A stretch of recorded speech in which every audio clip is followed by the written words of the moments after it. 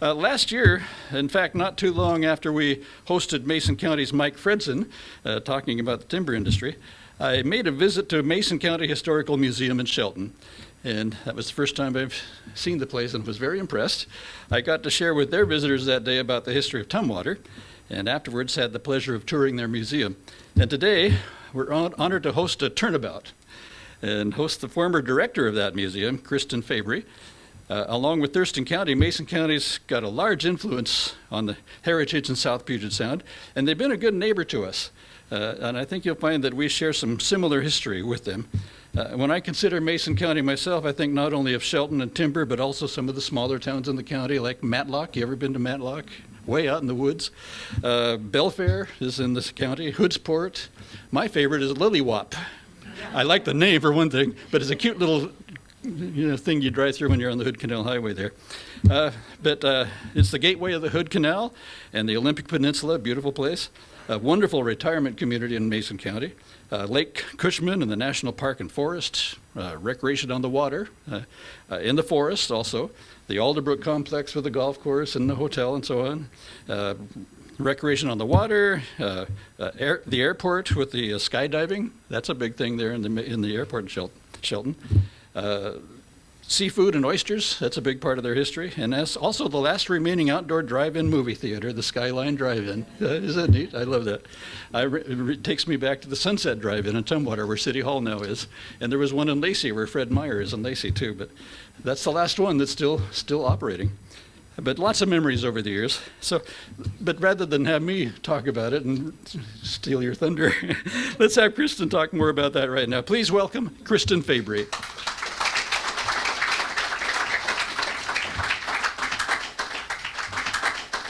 Thank you for everybody for coming out, even though it's a very wet day. So I appreciate it. It's good to see this many people come out for a history talk on a day like that. That's very encouraging.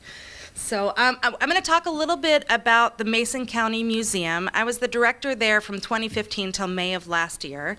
And we have a new director, Elizabeth Arbaugh, that took over in my place. So I'm going to talk a little bit about what we have at the museum, some of the research stuff that's going on, some of the recent things going on at the museum.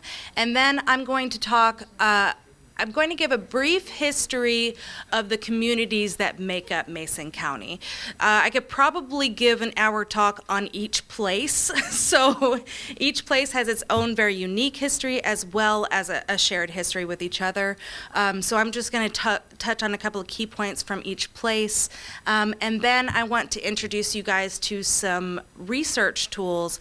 If you want to know more about Mason County or you have a particular family in mind, some of the things that are available for you online to do that or through the museum.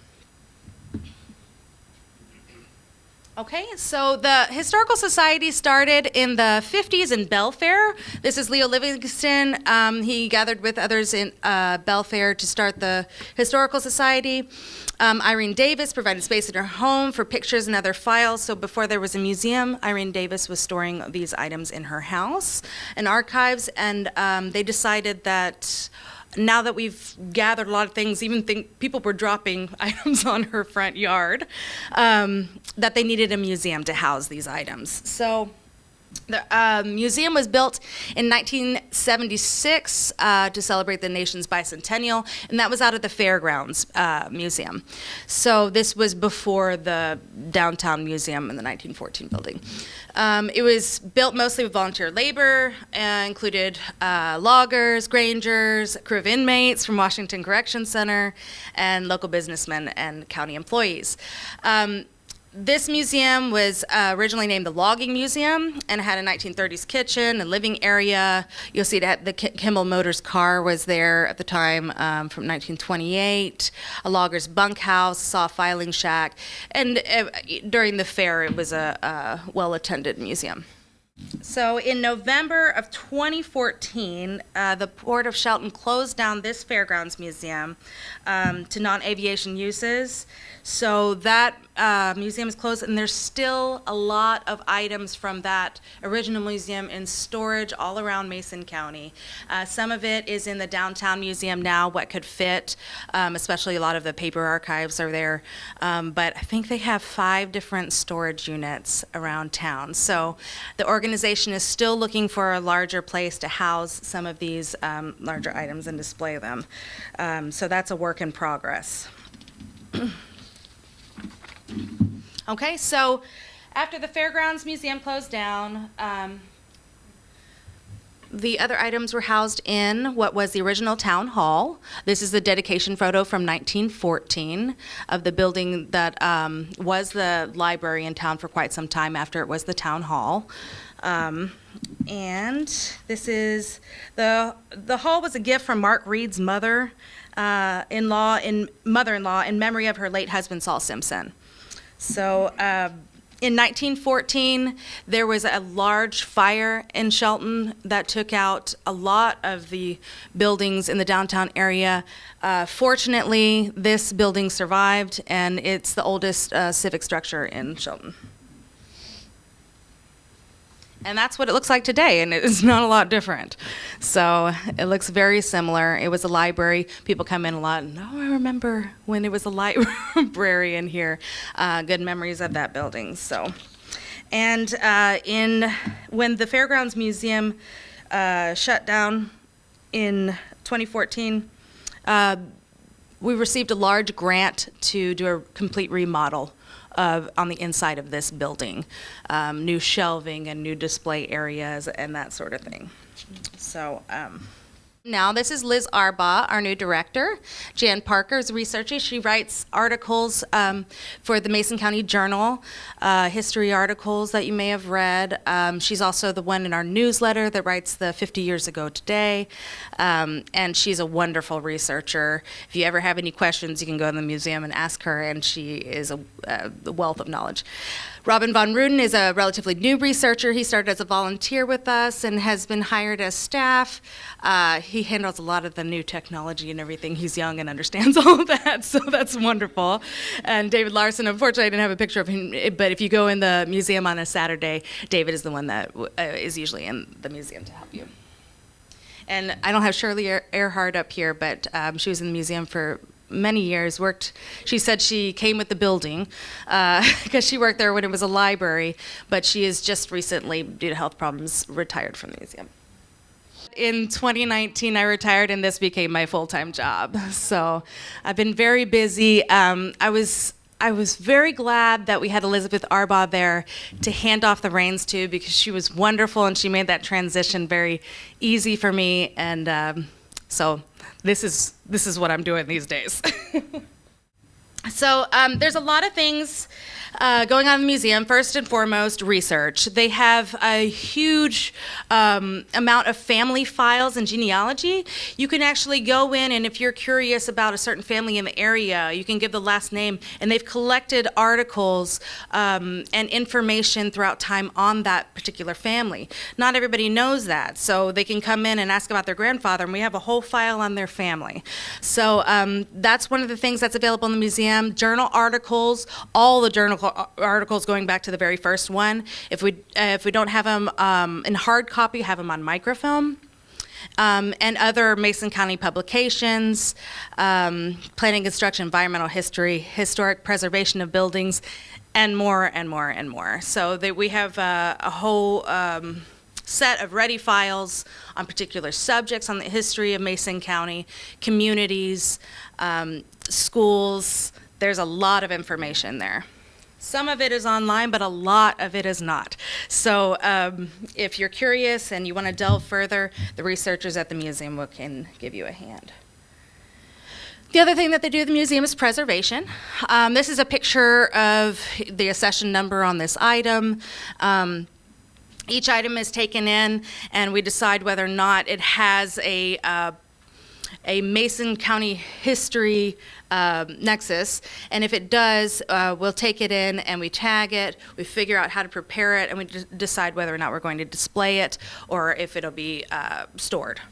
So yeah, the Hood Canal area and the area that encompasses, that Mason County encompasses has so much to offer natural resource-wise, and we share that with Thurston County. And so that was a big draw of why people came to this area.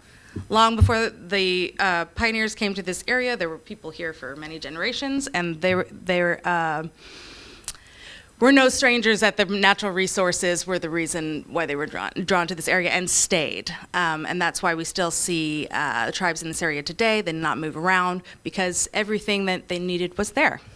This is a map about Coast Salish people, and Twana is the collective name for the group of people in this area. And the Skokomish are the main surviving group that self-identify as the Twana today. And the language spoken by these people is closely related to Lushootseed and is also called Twana. And so this is a map of different tribes. And some of these tribes have been incorporated into the Skokomish tribe as well now. So there's a website called coastifsalishmap.org, and you can actually go in here and you can click on any of these particular ones, and it will tell you about the people that lived in that area, what language they spoke, and a little bit about the history of each one of these groups. So that's a really good resource if you're wanting to know about some of the original people that lived in the Puget Sound area. Okay, and some of the place names that you see in Mason County are reflective of the people that were there when the pioneers came. So it was, the Twanuch has been anglicized to Twana. Quilseed is a Twana name. People were there called the Quilseedabush or saltwater people, in contrast though to Skokomish, the freshwater people. Duckabush is corrupted from the original Dohiabush, and it means reddish face because the bluff or mountain near that place had a reddish face or appearance. Another translated place of crooked jaw salmon. Lillywop is said to mean an inlet. Dosewallops, in Twana mythology, the mountain of that name was long ago man, while Mount Solomon opposite it was his wife, and apparently small but noticeable mountain far up in the valley between them was their child. Mount Tacoma Rainier was another wife of the same man. So we see all of these names still in the Mason County area. And Hamma, native name translates to horse-tailed bush. These are the communities that make up Mason County. A lot of people, when you think of Mason County, you think Shelton, and Shelton is the only city in Mason County. It's the county seat, but here's some of the other communities. We have the Allen Grapeview area, Belfair, Hoodsport, Camilchi. I think Camilchi, it's where the Squaxin tribe would be located. So Squaxins aren't on here, that's their own nation, but that's that area. Skokomish, Union, together, Eldon, Harstein Island, Lake Cushman, Lillywop, Matlock, Potlatch, Tahuya, places that you would never really know were there unless you're driving through them. So here's at the top of the sound or at the bottom where Shelton and Camilchi area are. And there's Hoodsport. And over here is Matlock, where the Simpson logging operation was headquartered a long time ago. And then up, we've got the Union and Tahuya, Hoodsport, Allen over on the other side, and Grapeview, and Harstein Island. And I'll get to all of these communities. And Tahuya, Union, Lillywop, right there. So it actually incorporates a lot along Hood Canal. It's a large area. Okay, so I'll start with Shelton because that's the name that most people recognize when they're coming to Mason County. Here's a picture of David Shelton. And Shelton was named after David Shelton, who served in Washington's territorial legislature.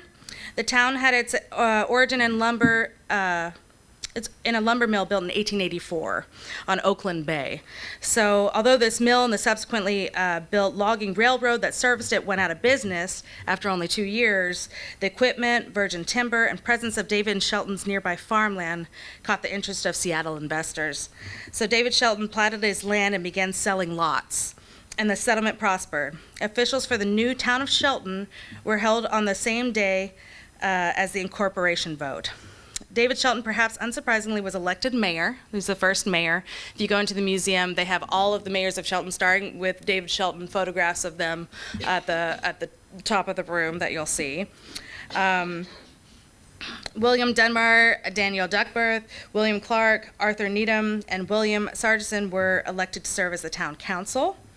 The Mason County Board of Commissioners passed an order to incorporate to the office of the Secretary of State, where the paperwork was filed on May 23rd, 1890.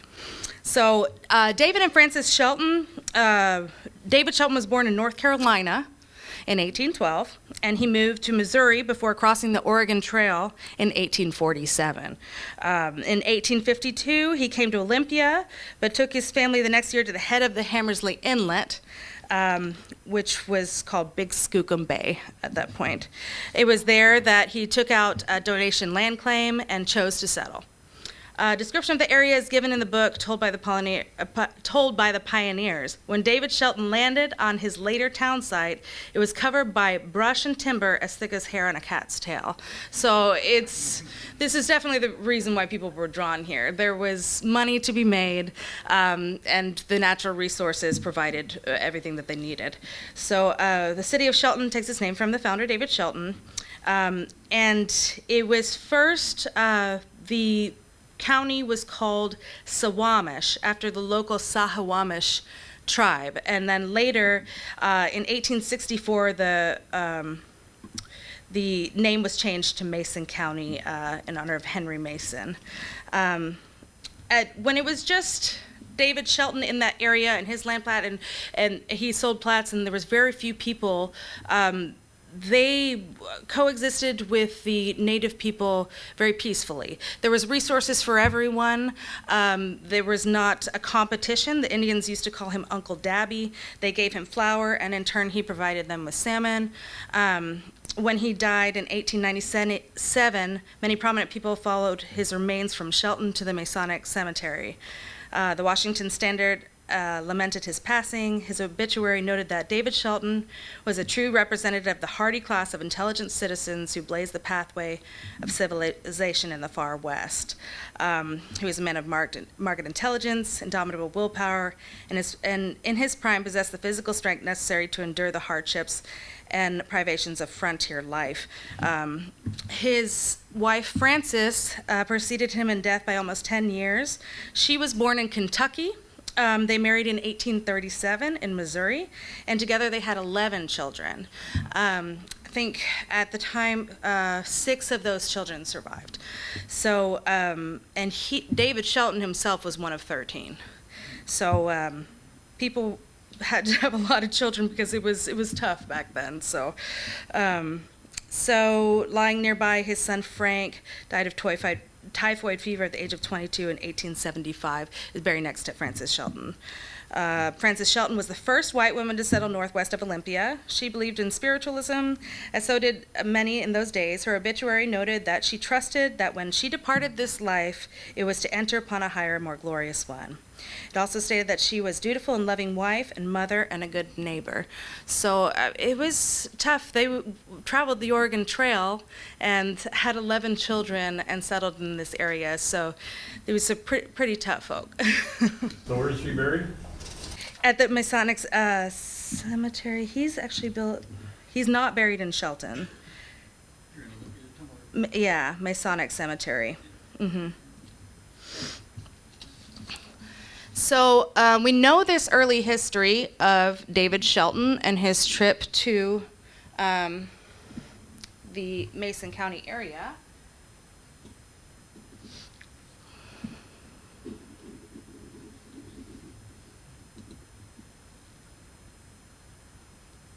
Because we have it all written down. He wrote, this is his memoirs of traveling, of his journey across the Oregon Trail, and his wife and their struggles. This is a list of all of his brothers and sisters. So there's 13 of them. Because Mason County is has such a young history when it comes to the white pioneers, it's very well documented. Photographs of people, memoirs, family files. The history of Mason County is very well documented. And if you go into the museum, you can ask for those memoirs, and you can it's very interesting. I think it's only about 8 or 9 pages long, and it's very interesting. So I'm just going to kind of go through some of the communities based upon the way that they were listed. So this is Brennan, or the settlers came to the area to log for the Washington Mill Company at Seebeck. Lily Miller Christensen, The History of Brennan, stated that she talked about the great trees, many feet to the first limb of the river teeming with salmon, the thousands of wild ducks on the bay, of a potato that made a dinner for 5. That may have been an exaggeration. Of a cabbage head that weighed pounds, that sounded to mother like the promised land. So again, that incredible natural resources. Okay, so this is Great View area. So this is one of the founders, Lambert B. Evans, one of the first homesteaders. This is a picture of him in 1909 amongst his grapevines. He was the first settler in 1872. He was a veteran of the Confederate Army from Florida, and he was 36 years of age when he settled on Stretch Island. He purchased 40 acres of the island for $2.50 an acre. It's a swinging deal. Later, he filed homestead papers at the northern 172 acres. He planted grapevines from cuttings he obtained during his long travel to the area, hence Grapeview. Fruit trees were also planted, and he sold his crops by rowing to Olympia and Steilacoom. For 11 years, he remained the only settler for miles, and later in life became known as the first citizen of the community. Late in the 19th century, more settlers came to Stretch Island, Reach Island, and mainland opposite the islands. Members of the early sailing expeditions of the Puget Sound named much of our area. The first was Captain George Vancouver and his second lieutenant, Peter Puget, who explored the Puget Sound. That's where we get some of these names. Almost 50 years later, in May 1841, Admiral Wilkes' expedition named Stretch Island for Samuel Stretch, a gunner's mate with the expedition. Using his wit, he then named the smaller island to the north, Reach Island. Using his wit, Reach Island has been known as Oak Island prior to this.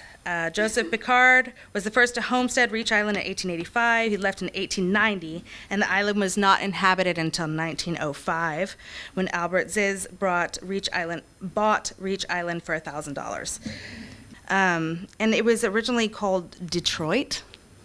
So if you, they had seen it, and it was going to be a large mecca, and it never developed that way, but it's interesting to read about this. There's a book, you can get it at the Mason County Historical Society. It's called Great View, the Detroit of the West. And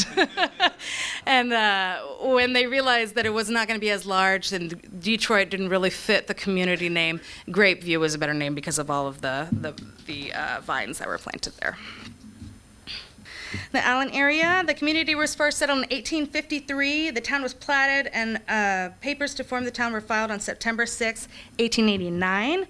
And that was by John and Delilah Eberhardt and their son George, with James and Deborah Wickersham, and they platted the town of Allen in 1889. And so Allen and Grapeview are kind of the same areas. So, but Allen was named after Judge Frank Allen of Tacoma, who was influential in the early development of Allen. By 1890, Allen had a post office, school, newspaper, sawmill, 2 saloons, a hotel, and a wharf. From the 1870s to the 1920s, transportation needs for Allen and other communities along Case Inlet were once served by a small flotilla of steamboats, the Mosquito Fleet. That's another whole talk about the Mosquito Fleet in the area, but that's how people got back and forth during that time. The last steamboat run from Tacoma to Allen occurred in 1924, but local service may have lasted longer, and it did. Belfair was originally named Clifton. Okay, Alfred Jones, the postmaster in 1880, was employed as a logger. Elizabeth Murray, the daughter of Irving pioneers, is credited for choosing the name Belfair, which she had read a poem called St. Elmo by Elizabeth Barrett Browning that mentioned the name Belfair. The reason why they changed it from Clifton is because there were several other Cliftons, and so it was very confusing for the post office, and they decided to change their name. In the Hoodsport area, So, says for the next 50 years, little changed until it was discovered that the tall, straight firs growing along the creek beds made tall, straight masts for sailing ships. So this is what really made the population take off in the Hoodsport area, is creating those straight masts from the trees there. Captain George King Robbins and Ida Robbins wanted to put his boat building skills to work, settled in Hoodsport. Now, if you've been in that area, it's a neat tourist destination with some shops and winery and kind of the gateway into the Olympic Forest. Okay, and here's Union along Hood Canal as well. So John McGreevy, he recognized the economic potential of the river with its enormous old growth and fir trees to deliver the logs down the river valley to Lynch Cove. He built the first logging railroad in Mason County, incorporated at the Union River Logging Railroad. And they named it Union because they did see this to be railroads would stop here, boats would come out for here. This would be a meeting point of commerce. And it never quite developed that way, but you can still go see McGreevy's house in Union, and there is a group that is trying to restore the house, and I think eventually they're either going to do tours or it's going to be a small museum. So they've just repainted the outside, and they're trying to restore it to exactly the way it was when McGreevy was living. Okay, and Hamma, Eldon area, kind of right there tucked in together. The also logging camps and oystering. If you made it out to Hamma, of course, they have the Hamma Oyster Company out there. You can sit and shuck oysters and look at the water, and it's a really beautiful place to go. There's the Hamma oyster now, and so that's actually becoming very popular. Hamma is becoming very popular nationwide. So Harstein Island, on August 18th, 1838, a group of ships led by commanding officer Lieutenant Charles Wilkes, referred to the Wilkes Expedition, as we've been talking about, left for Hampton Roads in Virginia on the east coast of the United States for a round-the-world expedition. The island was named by Lieutenant Wilkes for Lieutenant Henry J. Hartstein. From 1922 to 1969, a ferry owned and operated by Mason County, Washington, crossed Pickering Passage to link Harstein Island to the mainland. So if you wanted to get over Harstein Island, you have to get on the ferry and go over. The ferry was replaced by a bridge in 1969. And I was told that if you lived on Harstein, everybody knew each other's business because of the ferry. Everybody knew when someone was coming or going. They knew if someone came over for a date, that they got back on that ferry and they left, you know? So, and there was 3 different ships. So, let's see. The first one was the Island Belle, which was equipped with a 10-horsepower motor driven by side wheels, and which had a lifting ramp on each end. The Island Belle could transport 3 automobiles and made 3 trips a day. 3 days a week. So if you had to get your shopping done, you have to plan ahead. The ferry crossed Pickering Passage from the mainland to a landing on the west side of Harstein Island. In 1929, they replaced the Island Belle with the Harstein One, and in 1945, it was replaced with the Harstein Two. So this is actually a picture of the Harstein Two in 1947. Yeah, and in '69 they built a bridge, which I think was very helpful for the people on the island. Okay, and then Lake Cushman. So Lake Cushman was well known for the Antlers Hotel. The Lake Cushman area was, and kind of still is, a popular destination for recreating, of course. The Antlers Hotel was built for fishermen and those who wanted to hunt to come to the area and spend some time and recreate. It was kind of a wealthy person's destination, and they would come for several days. With the invention of the automobile and more people getting automobiles, the popularity of the Antlers Hotel went down because people wouldn't stay for long stretches. They could just come and go to the Lake Cushman area very easily, so they weren't staying out there. So eventually, that closed down, and they were going to expand the lake and open the dam.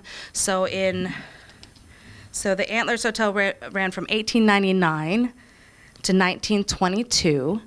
And in 1922, it closed, and they said they were going to open the dam. And the story is that they set the Antlers Hotel on fire in 1925 because they didn't want large debris from the building floating around in Lake Cushman after they flooded it.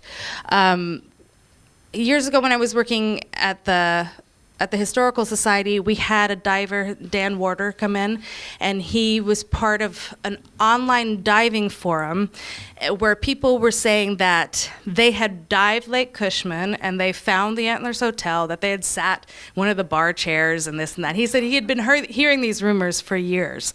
So he decided that he was going to dive down there and see if there was any truth to this. There's a documentary called Searching for the Antlers Hotel.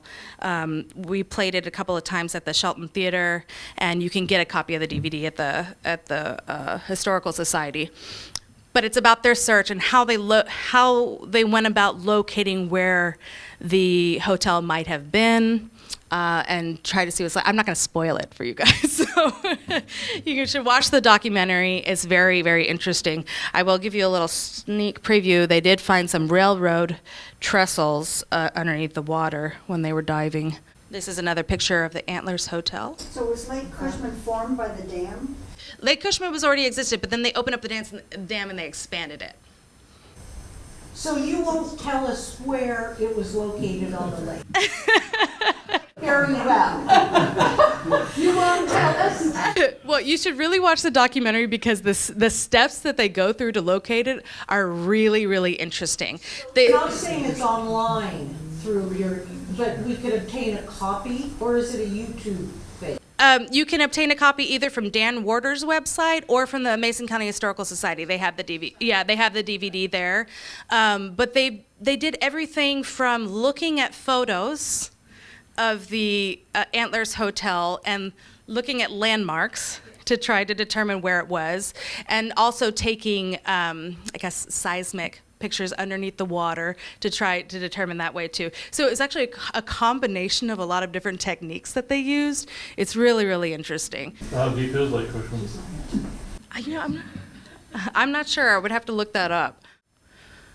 Okay, and here's Lillywop. As I like to say to my husband when we're driving through I said, "There's Lillywop. There goes Lillywop."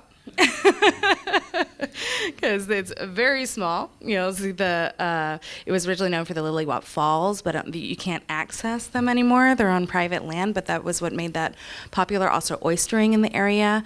You can see these women up here shucking oysters. That's a huge pile of oysters in the middle of them. We put this image on a T-shirt with the museum. We put it on Facebook, and we had a whole bunch of people calling saying, "Oh, that's my grandmother." So we were able to actually identify several people in the photo, which was pretty neat.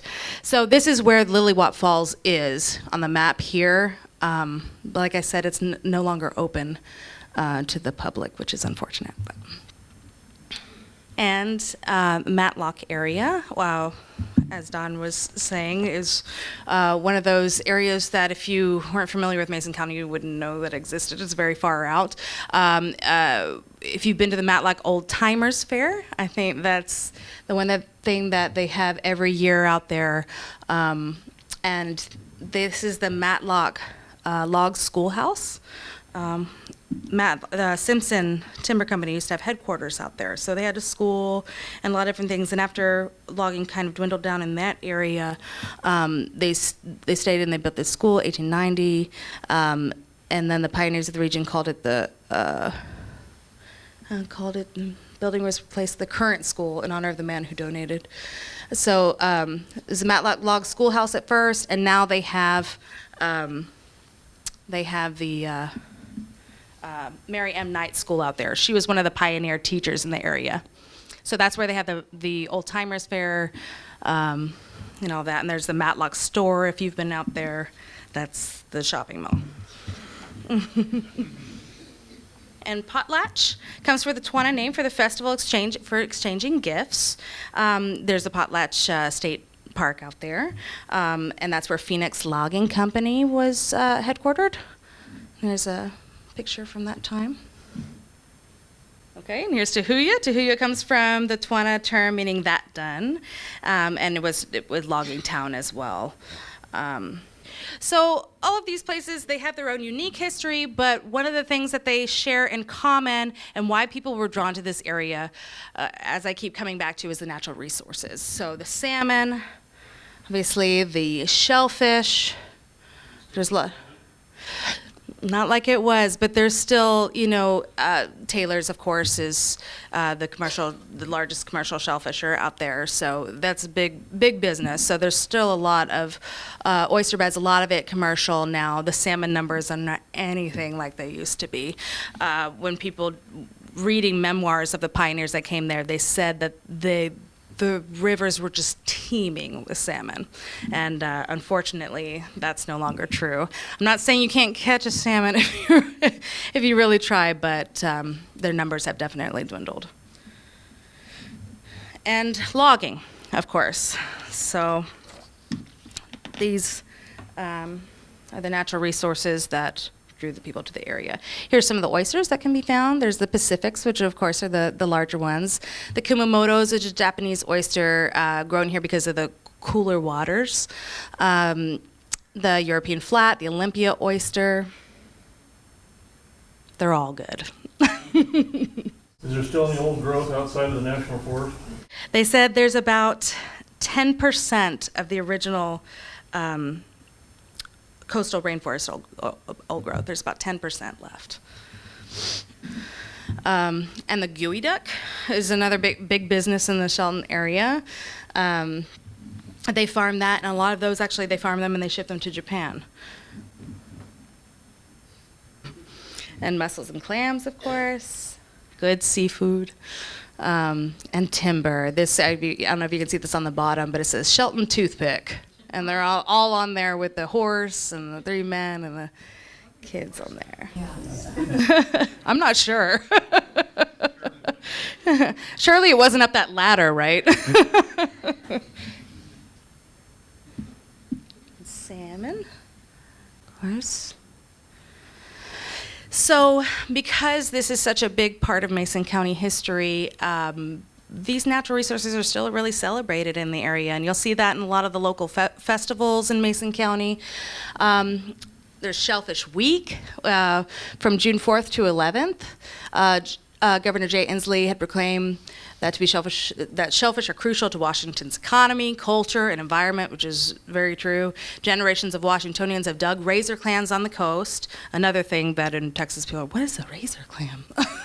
And consumers around the world prize our state's oysters. Improving water quality supports family shellfish farms, and shellfish in turns help filter and clean the water. So very much celebrated. The oyster, we have Oyster Fest that happens in Shelton every year with the shucking competitions and all of that. There's the Hamma Hamma Oysterama. And to celebrate the tradition of logging, we've got the Forest Festival every year in Shelton, where people still show off their logging techniques. You see some of the events here, sawing through large logs, tree topping, climbing to the tops of those poles. I won't be participating in that this year. And the Forest Festival Parade, which still happens every year. And the Historical Society has a huge Paul Bunyan and Babe the Blue Ox statue that they put in the parade every year. It's really a very fun event. And here's Tahuya Day, which they have a big salmon bake, again, a celebration of those natural resources and history of the Mason County area. And if you don't want to miss out on any of those, there is the website that will tell you when all of these events take place. So if I tell you wrong, go here and check it out. If you want to go exploring, that's a good thing to do, is to get on there. And they're adding new tours all the time. I think they saw in Union now you can take out a canoe and go crabbing. There's all sorts of new events happening all the time, so a good thing to check out for sure. Okay, so now I'm going to talk about a couple of new things that are happening at the museum. Some of this it's still going, it started when I was there and it's still going on. They did a MAP, which is a museum assessment program, through the state of Washington, through the American Alliance of Museums, sorry. And that gave instructions on kind of how to set policies and procedures moving forward. So I know the museum has moved a lot, but how to recover some of that information and keep everything very well documented moving forward. Since I was there, we got Past Perfect, where we had all of our accessions in like a card catalog system for years and years. So now that stuff is being entered into Past Perfect, so we won't lose. If the card's gone, it's not gone forever. We won't lose any of that information. We're able to access it a lot easier, to where we can look up different subjects and names, and that's helping with research as well, which is great. We have Archiveinabox, which I'll show you here in a minute, and new exhibits all the time. They have a YouTube channel up on the website now, and always new events. So if you're not a member of the Mason County Historical Society, and you don't get their regular newsletter, they have a regular monthly historical event, but you can also look it up on their website. And they have a Facebook page as well. This is some of the things they're working on: the museum assessment program, collections policy, code of ethics, all these sorts of things that, it's a very small museum and never really had to have it in the past, but it would be a good thing to have moving forward. And Past Perfect. So that was our card catalog system. And now this is what it looks like. So we're able to even put in notes about the condition of an item and make sure that we're storing items correctly and they're not degrading under our care. And then a couple years ago, I don't know if you've been online, they have all the Mason County journals online, and you can search for different names and subjects and it'll bring up old articles. They don't have all years online, but that's a good way to do some research. The people that put it's called Small Town Papers, that put up the journal article, started a separate company called Archiveinabox, and this is for small museums to add their information to online, to where people can go in.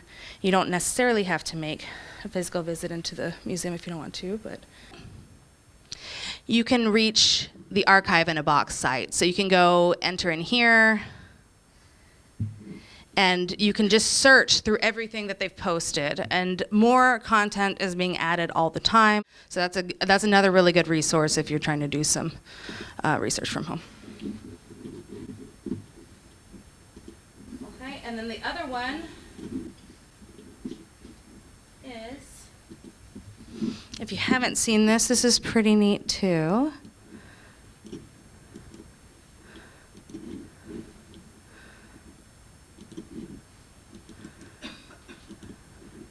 If you go to historypin.org, go to Explore History Pin, and this is nationwide. We can search by place. I can do Mason County.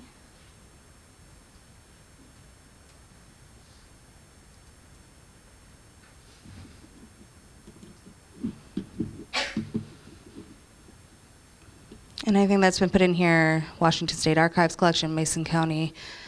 It'll have a list of different places you can look at, different local buildings, historic buildings. A lot of times they don't have pictures of what it looked like then, what it looks like now in the area. So this is another really neat thing to check out. And go to one in Shelton. See, here's you can see, here's what it looked like then, what it looks like now, right in front of the post office. Pretty neat stuff. And then it's got a bunch of descriptions of each item. So if you want to get involved in the Historical Society, it's a really wonderful thing to be involved with. There's some great people. There are always people coming in the door telling interesting stories, and never cease to learn more. So if you want to get involved, you can become a member. You can, I think it's not available online right now, it will be shortly, but you can call or go into the museum and become a member. I think it's $25 a year now. And that you'll get a monthly newsletter and invitations to all member events. So that's a pretty neat thing. You can volunteer. There's all different kinds of positions to volunteer. You don't have to be computer literate, and to be able to, you don't have to be able to enter things into Past Perfect. There's all different kinds of ways that you can volunteer at the museum. You can donate. You can donate online or at the museum or at any of our events. Attend all the events and come into the museum. Every person that walks in the door, it's a good thing for the museum, and it's always growing. So. Where's the museum located? It's right in downtown Shelton on 5th and Railroad. On Railroad. Mm-hmm. And it still looks exactly the same, that 1914 building. You recognize it's the oldest building on the road there. It's open, let's see, I have to remember because I haven't been there a while, but it's open Tuesday through Saturdays, 11 to 5 p.m. I think that's correct. Was it at one time the mortuary? No, it was the town hall. I think they had originally intended to be also a fire station. I don't think they ever used it in that capacity. But and then the library, and then the museum in the 90s. I think it was 93 when it became the museum.